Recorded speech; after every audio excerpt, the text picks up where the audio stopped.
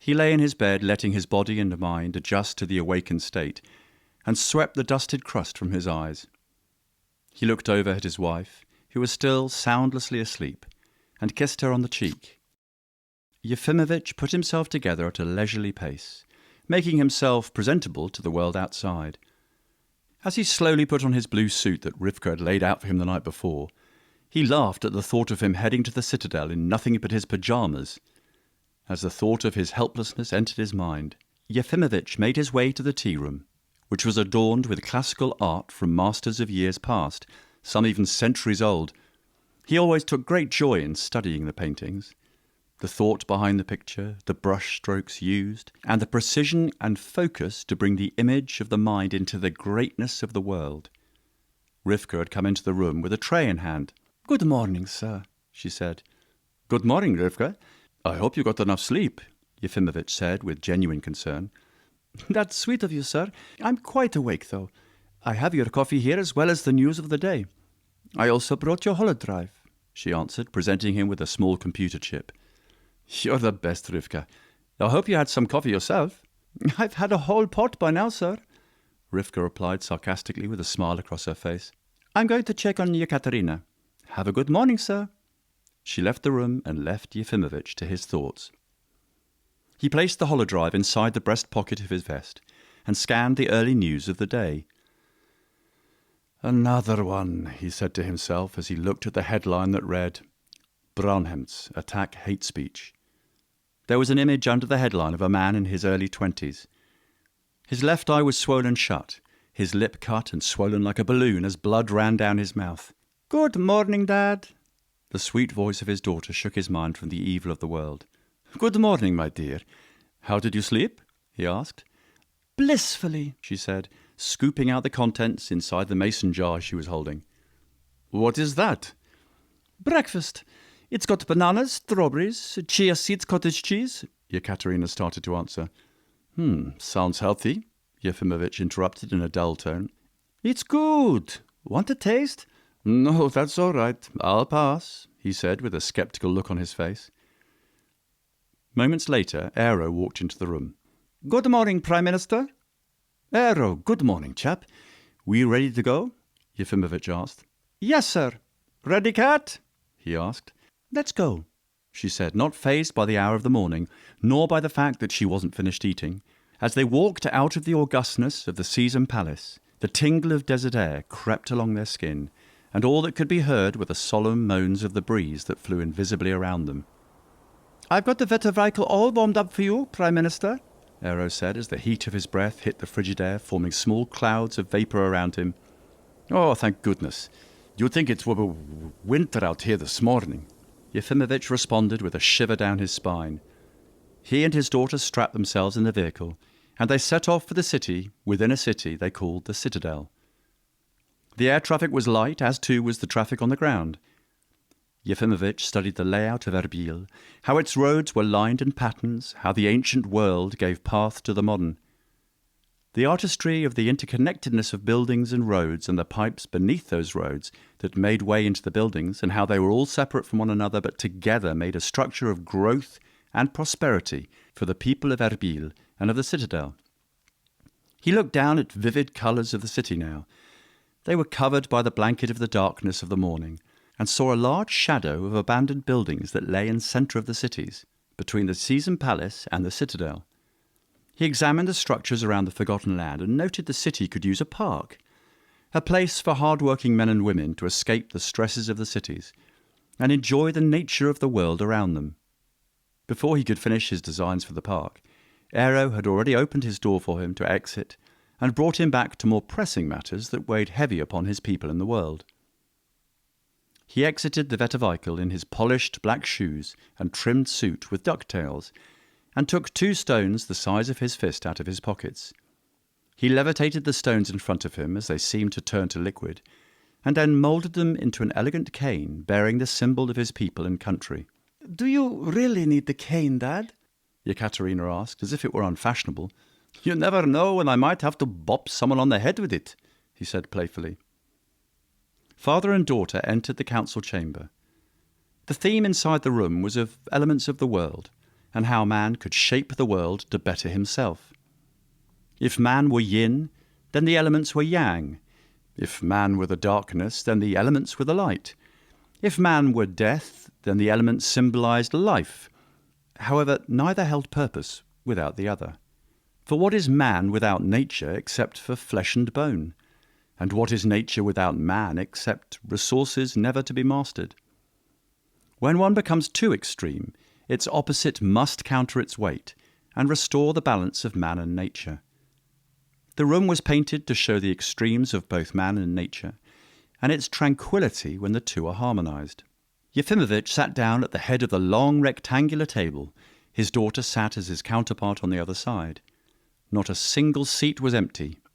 Each chair was filled with either generals or council members, all of whom had stern looks upon their faces.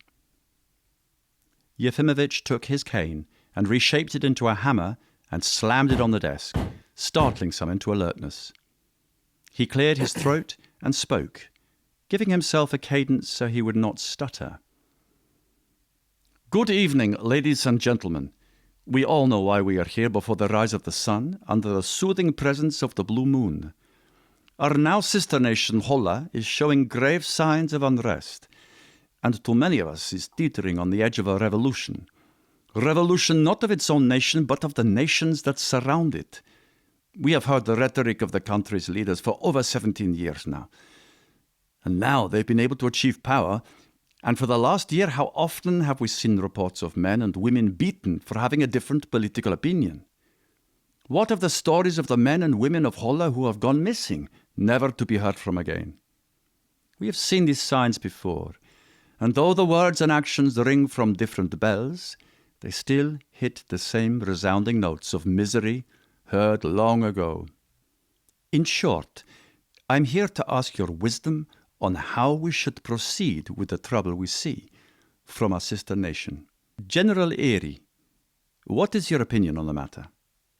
The general stood from his seat and leaned over, placing his fists on the glossed table. His stance was aggressive, but his voice temperate. This political power that has taken precedence in Holla has been strongly influencing its people for the last 10 to 12 years. The schools from the nation have been indoctrinating its students from the grade 1 up to the university level. They have been slowly curving its popular culture through literature, holoreels, and even its music. This political ideology has now been in power for nearly 2 years, and we can already see how it has influenced its own media in that short time. Though all the signs of tyranny show themselves, they are a free nation that has elected this government, and as long as they do not harm or threaten nations around them, we must be patient and do nothing. General Erie took his seat as the eyes of his peers looked at him in disgust. General Dimitra stood from his chair, his voice more forceful than General Erie's. I must protest, General. For a man who does not act in the face of evil has himself committed evil, and he who tolerates the unjust is himself unjust. We as a people have a duty and a moral obligation to smite the seeds of terror when they open from their shells. To not do so, we ourselves then would be committing terror. Dimitra sat down as some tapped their feet on the floor and knocked their fists on the table to show they approved of his statements. Generals Moshe and Voz stood up at the same time. The twin brothers smiled at one another as Voz gave way to his brother Moshe. Can you two stop playing around? Hollered Dimitra. Speak! Temper, Dimitra. We all know your heart is made of stone. Let the cooler heads talk for a minute, Moshe said. Dimitra grunted in frustration. Prime Minister, I believe it would be unwise for us to act against a nation that has shown us no immediate harm to our people. To influence or act in any aggressive manner towards them would immediately lead to war. This is something I think we would all like to avoid. I, and I'm sure my brother agrees, believe we should take full measure to ensure the safety of our people. And to do so, I suggest we fortify our borders and prepare defensively, should Holla become aggressive towards us or our surrounding nations. I think it wise to consult Mr. Yidik, our head of defense, for strategy and budget. More knocks and thumps echoed in approval, and then the room fell silent. for the tulku stood from her chair opposite her father. Prime Minister, council members, and generals, you all bring a point of view that is incredibly valuable to our success in this unfortunate circumstance. General Erie is right in that we must be patient, but so too is General Dimitra in regards to inaction. And I too agree that we should become defensively sound, not only around our borders, but within our towns and cities. However, I think more has to be done. We must not only inform our people of what we see in the near future, but we must warn our neighboring countries. We must form treaties that stipulate guidelines on what must be done should our countries fall into the horror of war. And I nominate myself to be the representative of our nation to travel to each country and negotiate these treaties.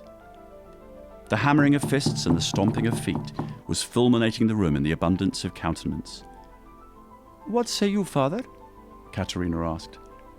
I say that it is my devoir, and that I must go with you, Yefimovich answered. When do we leave, Prime Minister? Yekaterina asked. We will leave at week's end, but first we must strategize the negotiations before we approach these countries. Allies they may be, however, in the presence of war, an ally can easily become a distant friend and sometimes even an enemy.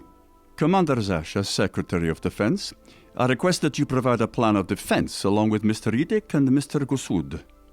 Please have an outline of your plan with estimation of cost before my daughter and I set out to strengthen our bonds with nearby countries. The commander nodded to Yefimovich that he understood. The meeting was then called to an end, and he and Yekaterina went to the top floor of the dome within the citadel and began engineering treaties for each individual country.